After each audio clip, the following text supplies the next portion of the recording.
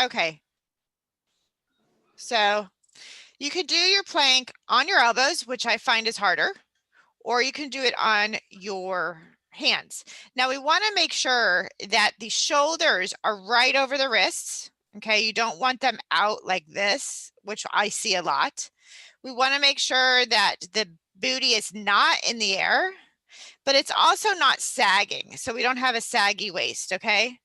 So there's 3 muscle groups that we really want to focus on when we're doing the plank. We want to focus on squeezing our lats, which is right here, okay? Engaging and spreading your lats, squeezing your glutes, and squeezing your quads. So all of that, of course, your abs engaged because you're working your core. So you want to create a straight, rigid line from head to toe, okay? And the shoulders are back over the wrists, not up here, and then you don't want the wrist out here. A lot of times I see the wrist come way out here. You want to pull your belly button into spine, bring it right in, zip up your abs, and again, squeeze your quads, your booty, and your lats. You'll be surprised how much you can use your lats when you're doing plank, okay? If you think about it. So here's the bad form. Booty up in the air, shoulders are not over wrists. And here she's totally sagging in the waist. Now she's like over exaggerating. It was actually very hard for Abby to do all of this wrong. It's like, Abby, come on, give it to me really bad. So we don't want to sway or round out the spine. What happens when we sway in that back, even if it's a little, is we're dumping all of our weight into our lower spine. Okay. And a lot of us already have lower back issues and a weaker lower back, and that's just going to make it worse. So never let the hip sag and the lower back curve like that. I'd rather see a little bit of booty, a tiny bit of booty in the air than a big sway hip sinking. Does that make sense? Yes. And then, yeah, no Yes. big drastic booty in the air. Do you guys have any questions about your plank or and you can always modify it on your knees. You just bring your hips forward, and I'll show that like in the push-up. If it hurts to do it on your hands, a lot of people have weak wrists, do it on your elbows. Another way to do anything that we do on the hands is to use weights. So you can use a dumbbell so that your wrist doesn't break. So this doesn't happen. When you hold a dumbbell, your wrist stays in line the whole time. So if your wrists tend to hurt in like push-ups or planks or mountain climbers, grab a set of dumbbells. They have to be probably at least 10 pounds because they have to be high enough off the ground so your whole hand can get around them and not be smudged into the floor. So that's a good way to do that. Any questions on a plank? No. No. Okay. Next is the squat. I see a lot of bad squats. We want to make sure, let's just watch Abby's good form. So she started with the hips going back. So watch, her hips are the first thing to move back. Notice her chest is high. She doesn't drop her chest. I see a lot of people drop the chest every time they do a squat. Her feet are just outside the shoulders.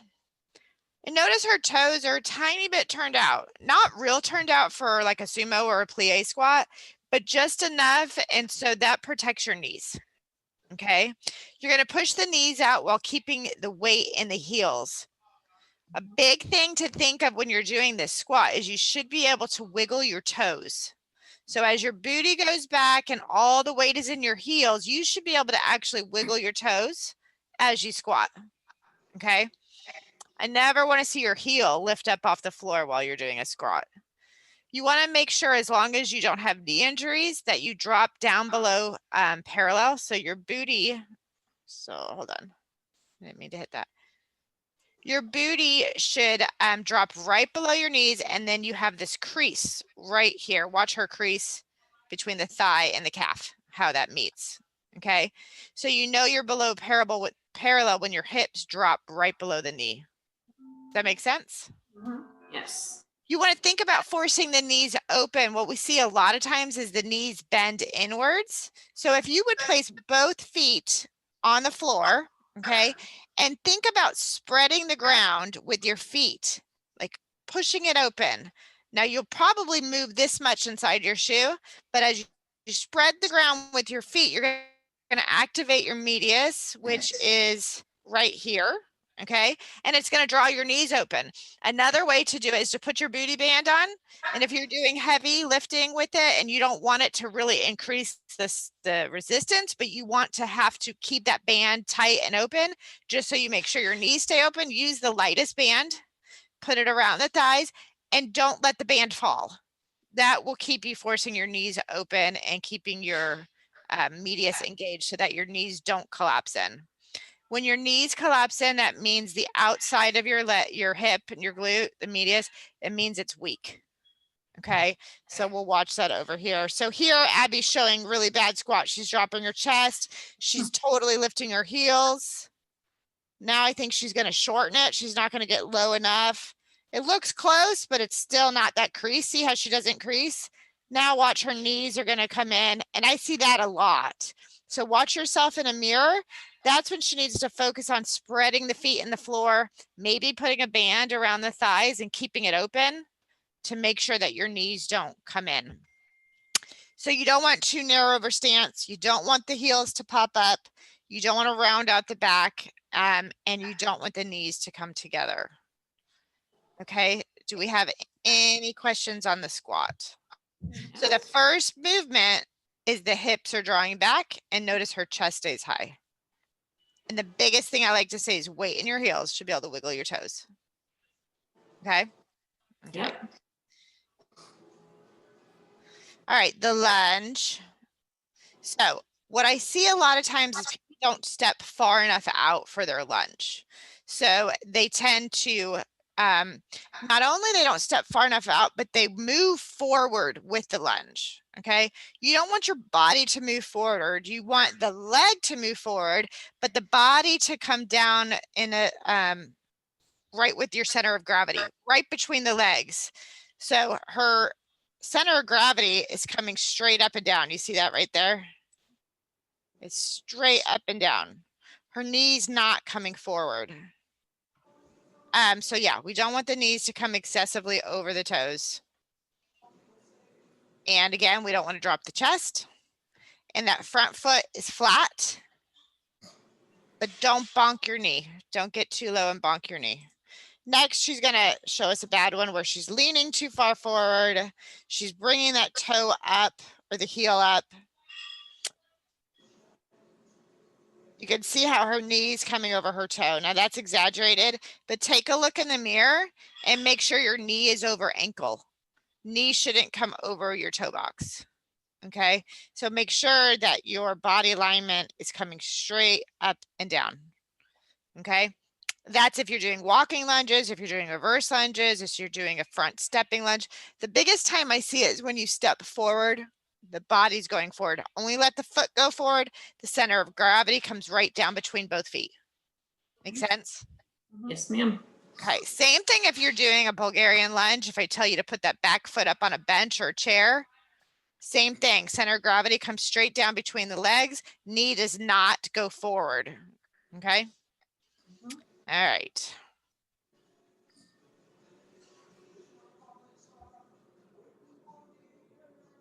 Hip hinge. How do we all feel about our kettlebell swings? I haven't done one yet. Okay. I don't usually do them because it increases my heart rate too much. True. True, true, true. So I usually don't do swings. Yep. I haven't done it. I haven't seen any in my program yet, so. Okay. Well, we have stiff legs, bent over rows, kettlebell swings, which all good mornings. All of those include a hip hinge. Okay. So let's just watch the hip hinge and then we'll watch each exercise. She starts with her tailbone going to the back wall. She does drop her chest, but she's not thinking about dropping her chest. What she's thinking about is pushing her booty all the way back. Now she's putting that broom there to keep a flat back, because a lot of times what we see with the hip hinge is a rounded spine where you drop the chest and you bend the neck forward. My biggest cue for people is chest out, eyes up. So if you just think chest out, eyes up, or chin up, you're going to have a flat back. Okay. So that was her deadlifts, stiff leg deadlifts. This is her kettlebell swing. Watch how her back is still flat. She's not rounding out that spine. Here's her bent over row, hip hinge, then pull. Pull. So when you hip hinge, you think about the hip flexors creasing. So you take the booty back or the tailbone, and then the hip flexor is right in that crease. You'll feel like if you put your hands in between your hip flexor, it should sandwich your hand between like your hip bone and the top of your thigh. Does that make sense? So super important that the weight are in the heels. And when you hip hinge, you lead with the tailbone. When you do that, you should feel a nice stretch in your hamstrings. Okay, that's really good. Now, whenever you're doing any kind of kettlebell swing, good morning, stiff leg deadlift, on your rise, you want to remember that we're squeezing the booty to come up. So we're squeezing the hamstrings and the booty to rise. I'm not lifting my chest to rise. Okay, because I'm tucking under my glutes, that's what's bringing my chest up. It's two totally different feelings. If you focus on lifting your chest, you're going to feel it in your lower back. If you focus on tucking and squeezing under your glutes to get up, you're going to feel it all in the booty. And that's what we want to do. We don't want to create this into a lower back exercise because it's not. Okay. All right. So we're going to squeeze the abs through the entire movement. Sorry, this thing keeps showing up. Okay, whoop, back. So let's watch her bad form. And this, I do see this a lot. So take a peek at yourself in your profile in front of a mirror when you do your bent over row, your dead leg, your stiff deadlifts, stiff leg deadlifts, kettlebell swings, good mornings, even like Frankenstein's and reach and scoops, the warm-ups. Look at your spine and remember, if you're rounding out, think chest out, chin up. Okay. So here she is with bad form, just with a hip hinge. Now the hip hinge should have a slight bend in the knee. We never want to lock out the knee. So look at the spine for her stiff leg. She needs to press her chest out and eyes out, up. Kettlebell swing, same thing. Also with her kettlebell swing, she's coming too far back. She needs to just come straight up and down. And her bent over row, that's going to kill her back. Any questions on that? I don't think so. You guys feel like you're doing it with a flat back? Yeah. Well, I haven't done it yet. So Have you, I'm sure you've done bent over rows. Oh, you haven't done any of it yet because of your arm. That's yeah, right. yeah. Forgetting. Okay. Okay. Okay. The push-up. Okay. So the push-up is a huge chest movement. It's a big lat movement, surprisingly. Core. So you want to maintain a straight line from the heels to head. And you want to keep your armpits tucked in by the elbows into the ribs, 45 degrees. So you don't want to be out here. You want to tuck them in. You want to think about taking your hands, putting them in the ground, and then screwing them in. So you drop the elbows in, okay? And then we come down. So we don't want to be out here, okay? So let's watch Abby do a good one. Notice where her elbows are. Yeah. And there it is modified. Notice where her hips are when she does that modified push-up. She still has a straight line from tush to neck. See that? That's super important because over here, this is what I see a lot. So there's dumping into the spine. There's, you guys laugh, but I see it every day. Well, maybe because I've seen myself do that before. There you go. See that one? That Yeah, that's last a good one is the one I see the most. Watch the last one. Because if we need to do them on our knees, Abby, this one right here, booty up. Okay, so we always want to have this line here. Even if we're on our knees, we want to have the hip line. We want to put our hands in the ground, screw them in, and the elbows come in. Okay. So no swaying, no rounded back, no dumping into the lower spine. Don't cheat your elbows way out, and none of this. Like half push-ups. Okay. Move your head push up. Yeah. Okay, so focus on doing really good push-ups. Now, I would rather you be on your knees and do a really good proper push-up than be on your toes and again doing mini little halfway push-ups. Okay, so really, I'd rather you, if you can't do a full good push-up on your toes, that's okay. A lot of women can't. It's pretty typical. But eventually you will be able to. And also, like if I call for 10 and you could do the first 5 on your toes, fantastic. And then if you need to drop to your knees, no big deal, do it. Okay, but make sure when you drop to your knees, your hips move forward so your body still stays in that line. Yeah. So Kelly, I mean, I still struggle even on my knees. Okay, So I started doing them on like an like incline. a bench. Yeah, Yeah. Is that's that not a problem. You can either do them on your toes on a bench, or you could do them on your knees on a bench, or a chair, or a couch, or Yeah. a coffee table. Yeah. 'Cause That's fine. Again, make sure you're bringing those elbows in, chest should come like right to your coffee table, like right on the line. So if Yeah. you're going to do it, my coffee table is right here. It's going to come right down to it. You can even do them on the wall. So Yeah. if it's too hard, like a lot of women will come to me and the first time they do them, it's too hard. I'll put them right on the wall and they're right in line with their feet, but it's still working. It doesn't matter because it's all about progressing. So it Yeah. doesn't I've done matter it where on my stair too. yeah, and I've that's done, okay. yeah, I've done it on. And then also when I say to do a tricep push-up, right? Those are really hard. So Yeah. if you're against a wall, that is fine. Or again, on your knees on a bench. When you do the tricep push-up, I'm gonna back up. You're gonna want to keep your elbows hugging your body. So it's hugging my rib cage. I can feel my elbows on my rib cage. Okay. So you don't have to be, a lot of people think you have to be in like this or like this. You just need to take that, put the elbows in wherever your hands line up. That's where you can be. Okay. And pull all this in, zip this up. Okay. Okay. Tricep push-ups are awesome. They're hard, but they're worth it. And again, if I call for tricep push-ups on a ball or on the floor, do what you can. And eventually you will be able to do more. You'll be surprised. Okay. Okay.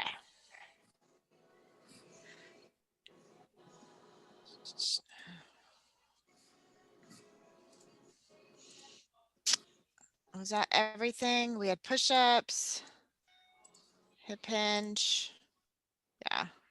So again, on the hip hinge, we never want to lock out the knees. Okay, you should always have a micro bend in the knee. Like anytime I say stiff leg deadlift, anything like that, you want a micro bend in the knee. You don't want to lock it out. You don't want to lose blood flow.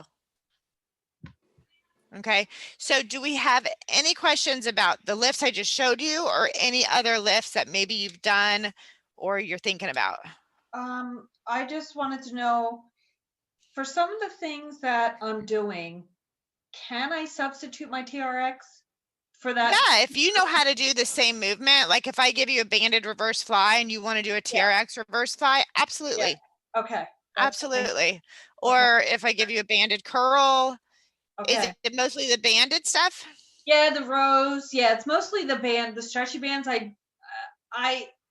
I'm not really getting a lot of resistance from it. I think my body weight and my ankle, Yeah, TRX will give me more that's resistance. totally fine. Now, Okay. you know, you can double, triple, quadruple those bands up, right? Yeah. Okay. Yeah. But TRX is amazing and it takes a lot of core and stability. So pretty much everything you do with a band, you could do with TRX. I love for you to do your rows like that. Yeah. You could do your push-ups like that. So like if your Yeah, push-ups are still, that's really hard.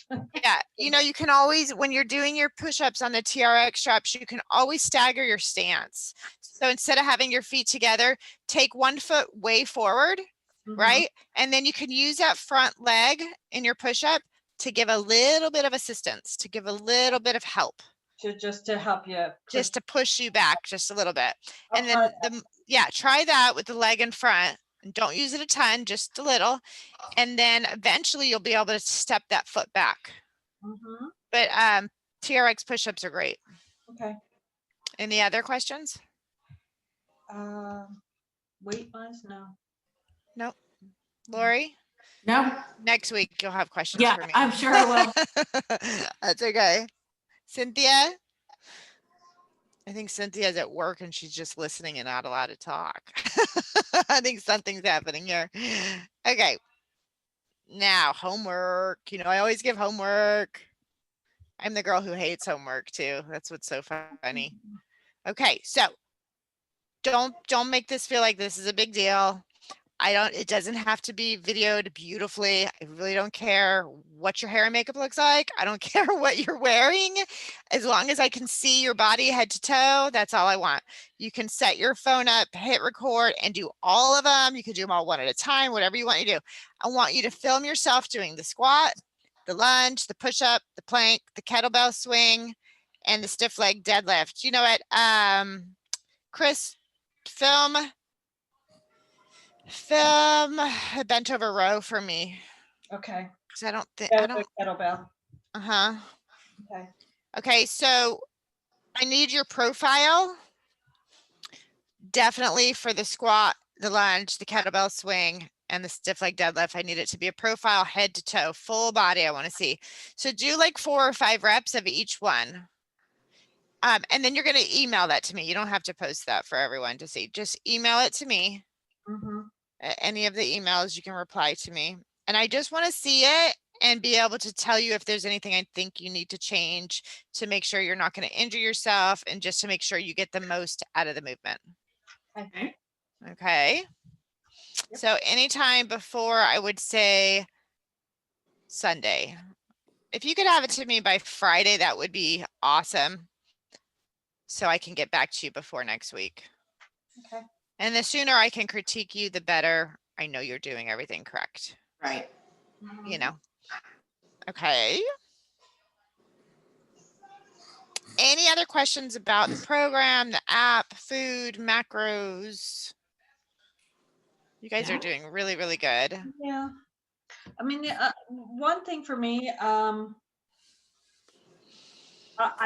am still walking a That's lot. fine. Is that considered one of my additions? How long are you walking?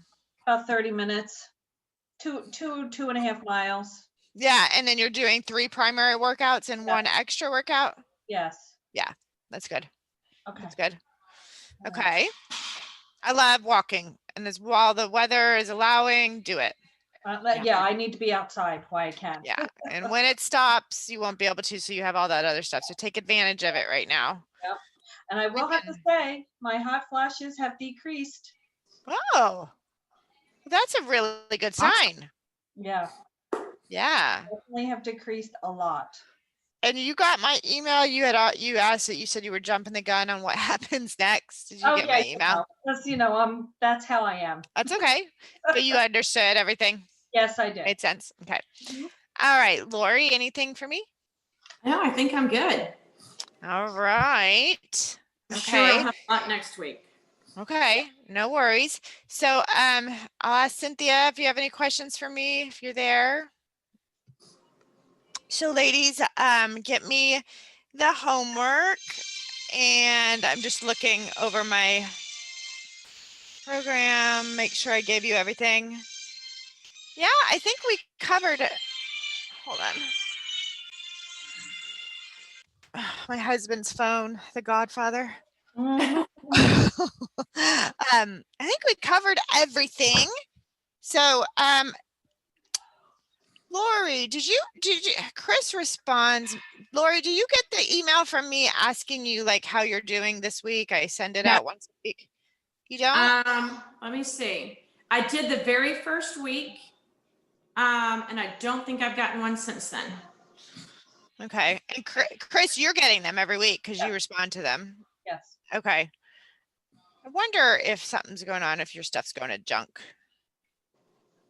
We'll have to look. Maybe would you check your junk mail for me and see if you're getting, I send an email once a week, just like what questions you have. What did you do this week? How high did you hit them? Just then, so like I know what to cover on Monday. So I'm prepared a little bit. So see if you get them. It's not a big deal. The last email I got from you was November 8th. Okay, yeah. Okay, that doesn't make sense, but Chris got it. So, okay. Okay. All right. Well, if you don't have any questions, I'm going to let you ladies go get your workout done. Yep, you. that's what I'm doing.